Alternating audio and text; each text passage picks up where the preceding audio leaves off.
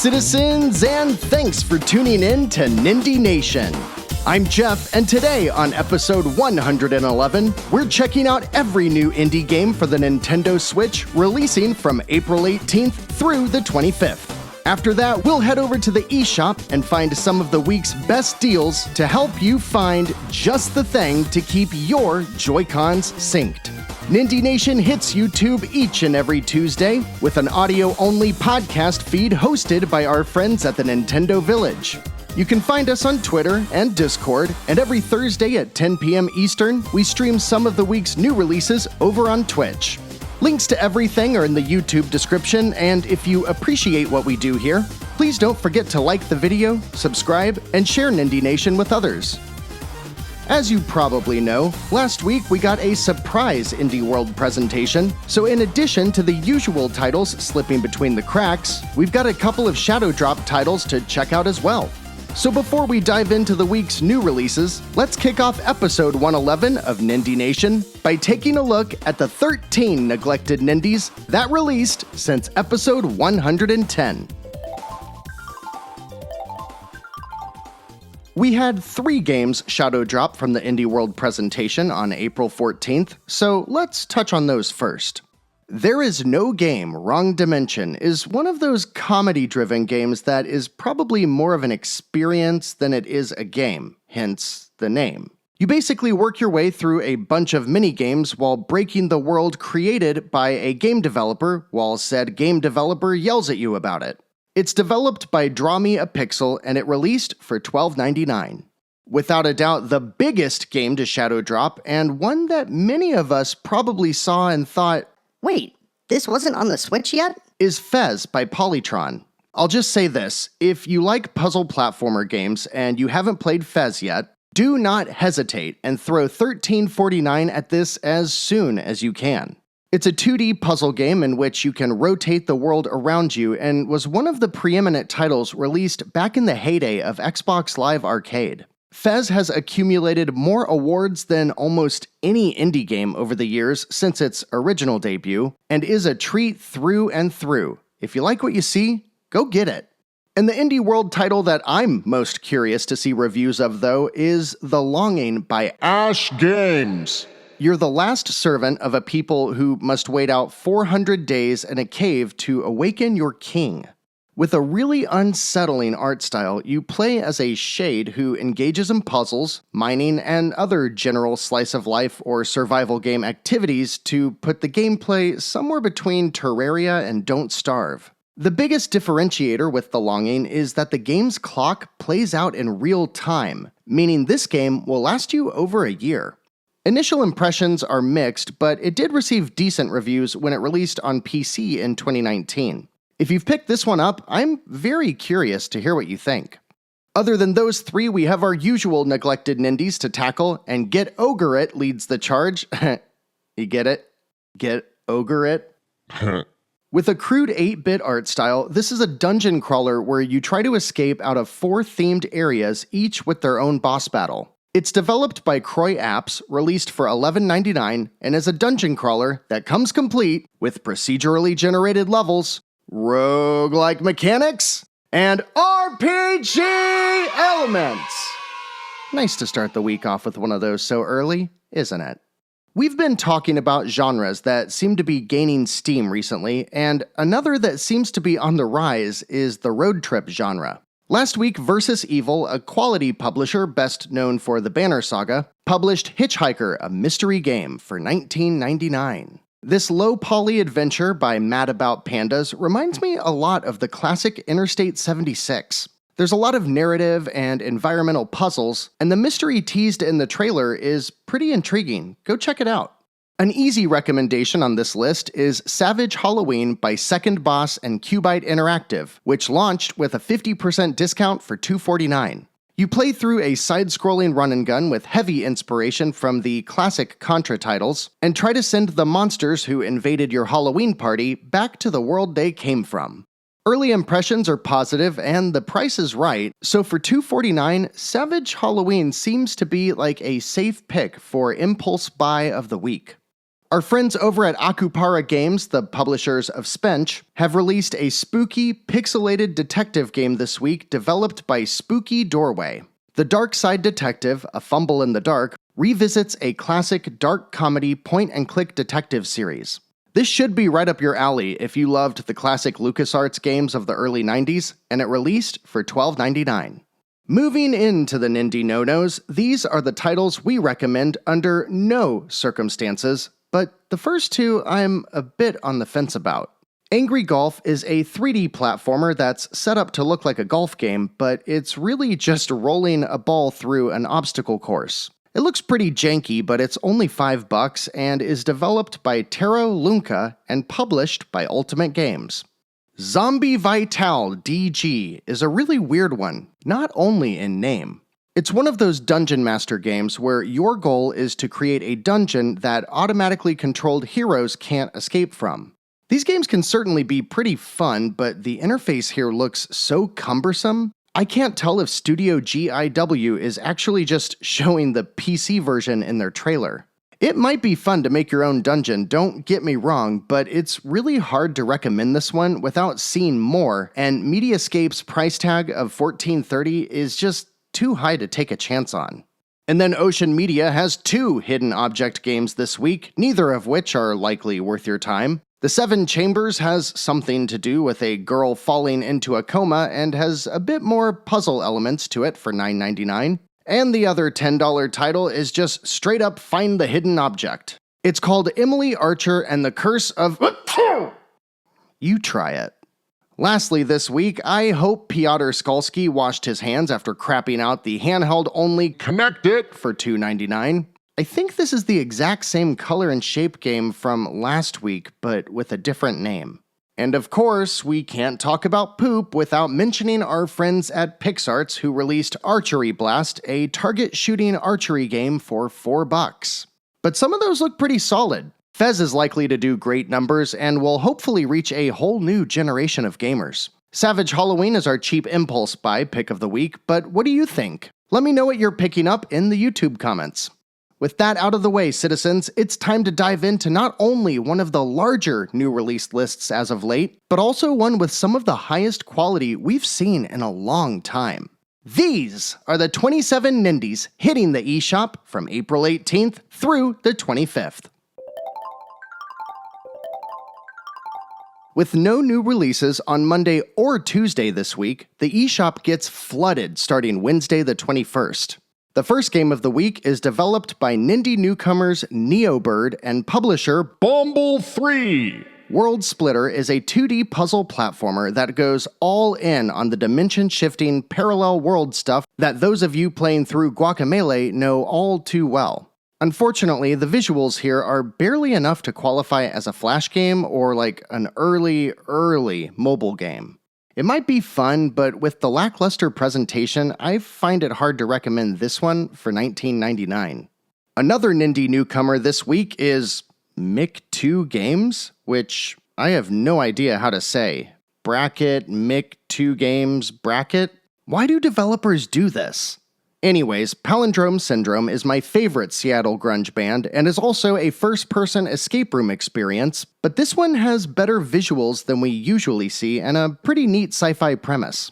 You wake up on a space station and have to find your way out through a variety of puzzles that will also help the narrative unfold. You never know if these games are going to be very long or how much replay they have to offer, but Palindrome Syndrome does look like one of the better options out there, and it launches for a reasonable $9.99. Kicking off one of the biggest Thursday drops in recent memory is none other than Road Fury. The latest by Enlogic Games. Road Fury is developed by Funbox Media! It's a top-down driving game where you shoot... It's a side-scrolling space shooter, except you're in a car on the highway, and it's endless and has spots to upgrade along the way before getting to a boss. That's pretty neat. My only concern here is that the presentation doesn't seem to justify the $8.99 price tag. If this one's on sale for a couple bucks though, it could be fun. Oh, from the people who brought you the Windows 95 escape room game starring a ghost, Alignment Sharp wants you to die of boredom, and me to die of running out of breath, as they publish Escaping a Kid's Room, The Adventures of Nyanzu and Kumakichi Escape Game Series. I'm not going to do another take of that. One of the lifeless teddy bears in the screenshot says, There's no way to resist my cuteness. but watch this. What do you say when your band of rebellious children have finally awoken the Peter Pan inside of a middle-aged Robin Williams? That's right. What do you say when you have a Zany multiplayer party game with a gimmick. that's all about boomerangs? You say Bammerang. The visuals have that primitive pixel art that's similar to Nidhogg, but it's a top-down action game for up to 4 players. It's developed by Lulu Entertainment and published for $5.89. Sakai Games publishes an anime visual novel that contains the final 3 episodes in a series called World End Economica Complete for $29.99. It's about a boy playing in the stock market in a colonized version of the moon. Bet you didn't have that one on your bingo card. Now wait just a gosh darn minute. What is this? Let's see. Badass anime intro scene, fast side-scrolling action reminiscent of the Mega Man Zero series, but also some RTS tower defense thrown in? Huh. Smelter looks pretty rad. I don't know that we've seen a game from X Plus, before, but Dangan Entertainment has published their fair share of great games. The 16-bit action looks really fun, and there's a bunch of unique abilities to acquire. Even the RTS sections seem really fun. Huh. Yeah, I'm all about Smelter this week, and with it ringing the bell at $19.99, maybe I can get a copy for all of us to check out together on this week's Nindies at Night. Playstige Interactive, a division of Prestige Worldwide publishes Brave Match for $4.99. Taking the Match 3 puzzle game and building it into a fantasy RPG is fun and all, but with the low-quality presentation, it just makes Brave Match feel like a budget puzzle quest. The team at Hyrule, takes the web anime Miru Tights and turns it into another Match 3 puzzle game this week with Asobu Tights for $21. There's hardly any English in the screenshots, and the gameplay looks entirely underwhelming. But hey, there's a lot of anime skirt shots, so that's gotta justify the price for someone. Oh, here we go. A game that is definitely worth recommending to almost anyone is the brand new re-release of the original Shantae for $9.99. Night Dive Studios has made a name for themselves by doing excellent work porting forgotten games to modern platforms with some recent efforts including System Shock, Doom 64, and the Turok series. This week they take WayForward's original stylish, side-scrolling Shantae from the Game Boy Color and bring it to the Switch. Guys, Shantae is wonderful. The whole series is great, and while it's pretty hard to go back to a lot of Game Boy Color games, Shantae is absolutely a title that holds up almost 20 years later. Night Dive has added save states, improvements to the controls, and multiple display options, so as long as you're down for some 8-bit action platforming, Shantae for $9.99 is easily a worthwhile purchase and is one of Nindie Nation's picks of the week. Featuring one of my favorite ridiculous trailers in quite some time, and an overall premise that is downright hilarious, this week, Snoozy Kazoo brings us Turnip Boy Commits Tax Evasion, and with a launch discount, this one might be worth saving $12 for. If you're a fan of classic top-down Zelda, specifically from the Game Boy and Game Boy Advance, that's pretty much what you can expect from Turnip Boy. Puzzles, exploration, a bit of nonsensical narrative, and a charming presentation about taking down a corrupt vegetable government. Graffiti Games is publishing this potential gem, and with recent titles like Double Cross, Mabel in the Wood, and Blue Fire, they know how to pick promising new Nindies. Maybe this is another one we can check out during Nindies at Night. We'll see. Now, there's a very direct correlation I've found with games featured on Nindie Nation and the occasional dislikes an episode gets on YouTube. And the correlation seems to be related to comments like the one I'm about to make. With a trailer created by the horniest 13-year-old boy this side of the internet, The trailer for Sakura Succubus amounts to little more than 2 minutes of panning and zooming in on scantily clad anime girl crotches and breasts. It's hard to recall a time when Nintendo didn't allow borderline underage anime porn on their platform, but like the team at Gamuzumi and Winged Cloud, their hormones have gotten the best of them.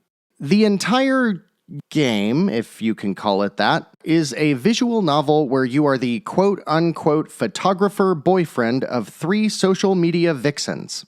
If your parents checking your browser history for hentai has stopped you from getting your anime catgirl fix, Sakura Succubus for $9.99 seems to be the next best thing. Just, hey, before you click dislike, I'm just teasing, so don't get your panties in a bunch. Besides, they're probably already around your ankles. With a structure and interface that just screams mobile game port, Skyland Rush Air Raid Attack still might be a fun little title once it's cheaper than its $6.99 launch price. A side-scrolling shooter with vibrant, colorful visuals, it mixes a loot grind and various power-ups to keep things progressing, and isn't the most impressive entry in the genre, but Forsaken Games might have a little fun title here. If there's one thing we have plenty of on the Switch, it's generic mobile game ports, as we just covered. And one of the most common types is the building and resource simulation game. However, sometimes a team comes along, in this case Blackstaff Games, and puts a clever spin on the tired genre and really breathes new life into a stale formula. Buildings Have Feelings 2 was featured in an indie world way back in 2019 and is finally seeing its release this week with the launch discount of $15.99. You've got your typical 2D row of buildings in a neighborhood, business complex, or combination of the two, and you've got a really deep upgrade and skill tree system that seems really well thought out, but then you get to the presentation. It's all charming, silly humor where the buildings themselves come alive, talking to you about their needs, getting up and walking around, and generally adding a level of fun to the game that gives this genre exactly what it needs to feel fresh and new again. These games aren't for everyone, but if you're even remotely interested in this type of game, Buildings Have Feelings 2 should absolutely be on your list. And speaking of, if this game is up your alley, Jupiter is back with their annual Picross title, this time counting all the way up to Picross S6. Starting out as the team that developed Nintendo's first-party Picross games, Jupiter is now self-publishing and is hands down the best in the business. Picross is like a mix of Sudoku and Minesweeper, and the combination makes for some of the most relaxing and satisfying puzzlers out there. Like the entries before it, Picross S6 does have a demo already available that will give you more than enough gameplay to help you decide if this latest entry is worth 10 of your precious digital dollars.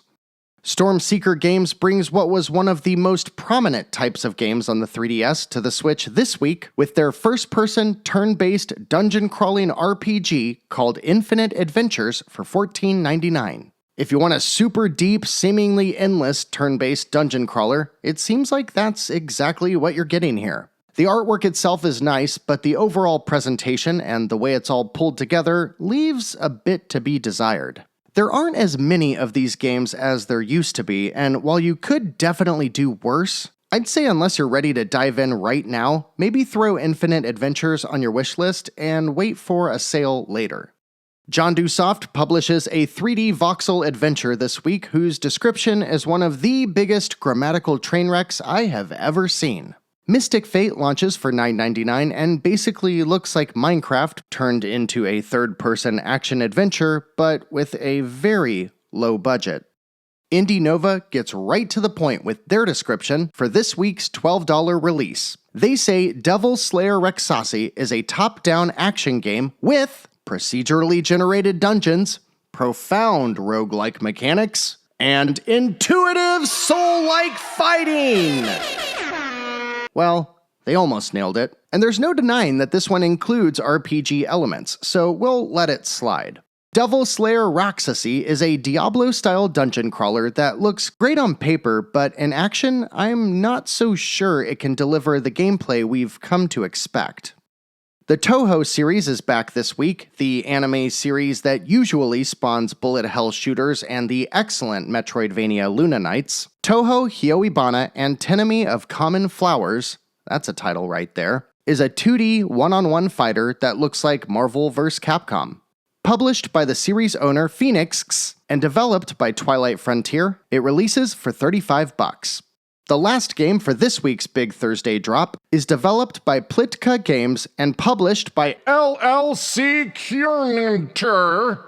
With possibly the most generic name ever slapped on a game, we get War of Stealth Assassin for $12.73. Now, I was all ready to make jokes about this one because it looks pretty generic and low budget, but here's the thing. It's got twin-stick shooting in sci-fi bunkers, zombie hordes, stealth missions, tactical spy stuff. It's ambitious, to say the least. I'm kinda interested in seeing how this one pans out. I'm definitely gonna keep my eye on this game that I've already forgotten the name of.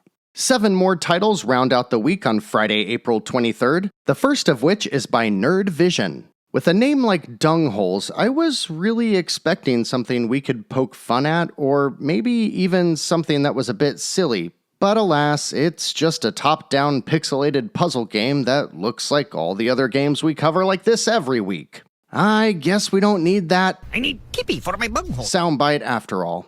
But I mean, we've got it, so we can't let it go to waste now, can we? Red Deer Games and Circus Atos are just like Making a game. this week, and they release Little Mouse's Encyclopedia for $8.44. With visuals that look right out of an Eric Carle children's book, parents get the reference. You're a mouse and you just wander around outside tapping on things and reading about nature. You know, just like kids love to do. Do you see this logo? Look at your screen. Look at it. Hey, pick up the phone. Look at this logo. Does this logo give anyone else a migraine just looking at it? EQI doesn't just melt your brain when you look at the logo either. For $5, this game by the appropriately named Hyperstrange is a trippy first-person running parkour game where you move fast and rotate the world around you. I'd rather play Fez.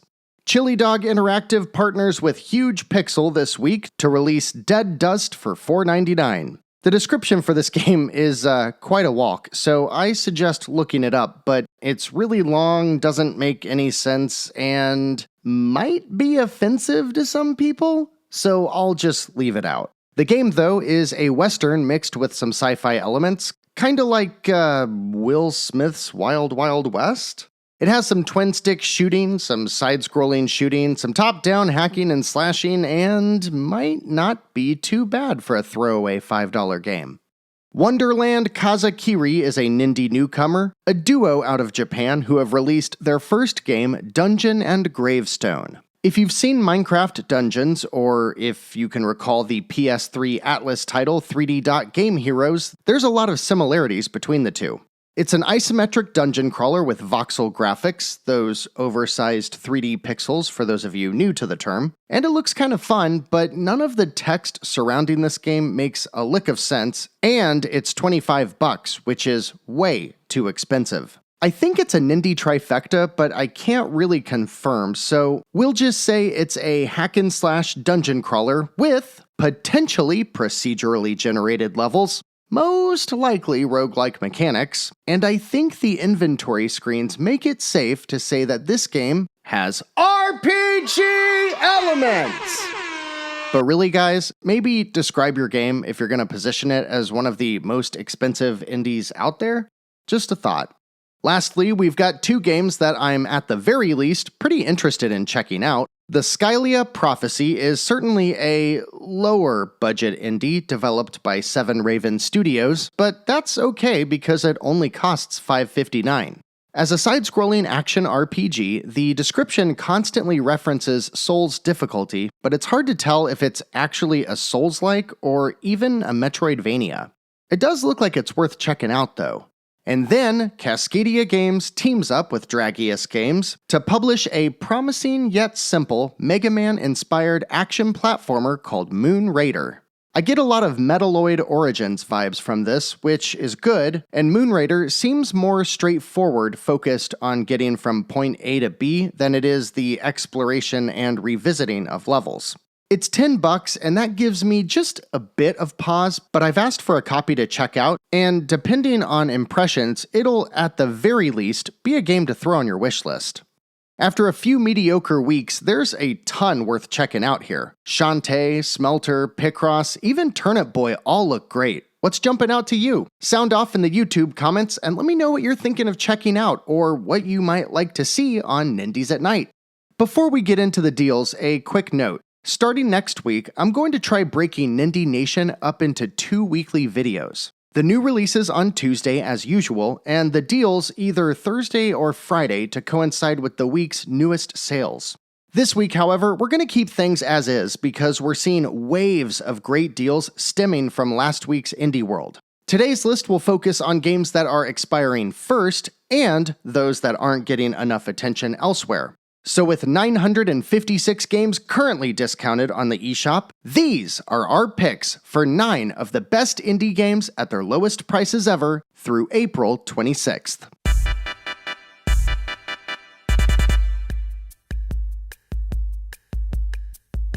At the very top of this list is a game that not enough of you have played, but every person that has come back to tell me that they absolutely loved it. Monkey Barrels, oddly enough, is developed by Goodfeel, who made Kirby's Epic Yarn and the 2 recent Yoshi's Woolly and Crafted World for Nintendo. Branching out on their own, they developed a bombastic, lighthearted twin-stick shooter that is one of my favorites on the Switch. There's tons of awesome weapons and a bunch of currency that you can grind to unlock an even bigger arsenal, but for the most part, this is a straightforward, level-based romp that includes non-stop action around every corner. I made a review video for it back when it released in 2019 if you want to check it out, but by all means, while Monkey Barrels is 40% off for $8.99, I wholeheartedly recommend it. World of Goo is another one of those original indies that managed to break the mold and gain notoriety back in the day. Originally releasing on the Wii, it's a physics-based game about building bridges that is a ton of fun and is playable with touch controls, or my preference, using the Joy-Con as a pointer. It's great for all ages and is currently half off for $7.49, but only through April 25th. At some point, we're going to get Sports Story, hopefully towards the end of this year, so while it's also half off for $7.49, consider picking up Golf Story to see what all of this fuss is about. This is an RPG that I liken to the Earthbound series in its tone and overall approach, and you do a lot more than just play golf, but that is a central element. It's a pretty big game, but it is full of heart and is a great way to relax. Next up are 2 of the best games that you can get on the Switch for $1.99. Doggerai is a ninja action game that is built within the confines of the original Game Boy's capabilities. As they say, limitation breeds creativity, and that is on full display with Doggerai. For $2, you get about 3 hours of gameplay, with a little bit more if you go back for all of the extra stuff. And there's a bunch of great arcade brawlers out on the Switch, but again, for $2, it's hard to beat 99 Vitas. With 4-player co-op online and off, it's probably closest to Scott Pilgrim with its traditional brawler style and light RPG mechanics, and has a ton of replayability and humor to boot. Now, I'm not that big into visual novels or dating simulators, but I've heard from enough of you to know that Half Past Fate is one of the good ones. It's a rom-com that plays out like that series of holiday-themed romantic comedy movies, and while its recent sequel was a bit too short for some of you, the original at 75% off is hard to beat for $4.99. Our next 2 titles both come from Thunder Lotus, starting with Jotun Valhalla Edition, which is 75% off for just $3.74. With artwork so gorgeous you'll think you're playing an animated feature film, Jotun is an epic trek through boss battles of Norse mythology. While it may be tough and it may be a bit on the shorter side, it's an awesome weekend game that you won't soon forget.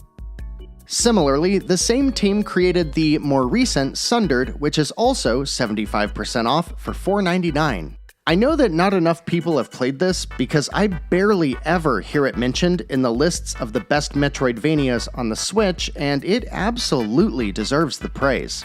Take the same incredible visuals as Jotun, build an exploration platformer with traversal similar to Ori or Hollow Knight, and retain all of the epic boss fights of Jotun? Psh, for $5, you've got yourself a winner that was almost our first Nindie Backlog Club title, so maybe it'll be our next pick or one in the near future. And finally, the game that snuck up on me and has been, by far, my most played game of 2021. It only carries a 20% discount, but for $15.99, I cannot recommend Curse of the Dead Gods enough.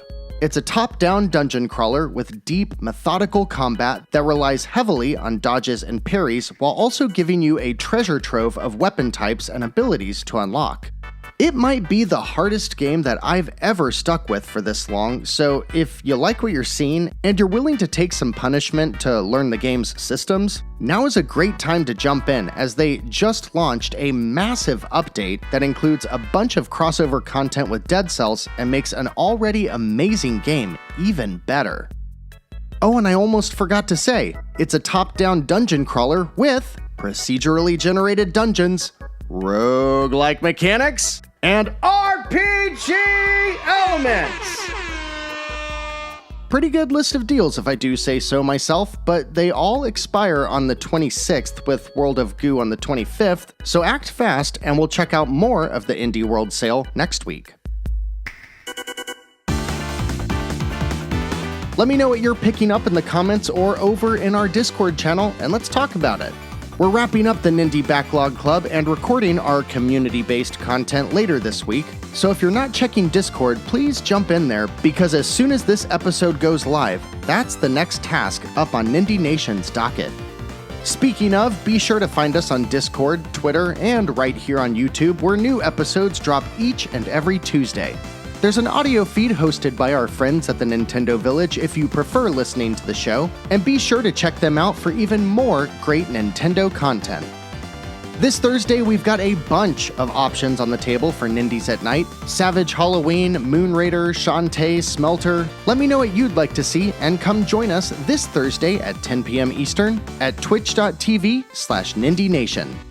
Links to everything mentioned are in this episode's description, so please join us for more indie gaming content in whatever channel you please. We'd love to have you. Don't forget to like the video on your way out and subscribe if you haven't, and we'll be right back here next week to finally discuss a retro arcade throwback that I can't wait to tell you all about. But that's for next week, citizens, and we're all done for today. So until then, I'm Jeff. This has been Nindie Nation episode 111, and remember, no matter what type of game you're looking for, Nindie Nation will be right here to help you find just the thing to keep your Joy-Cons synced.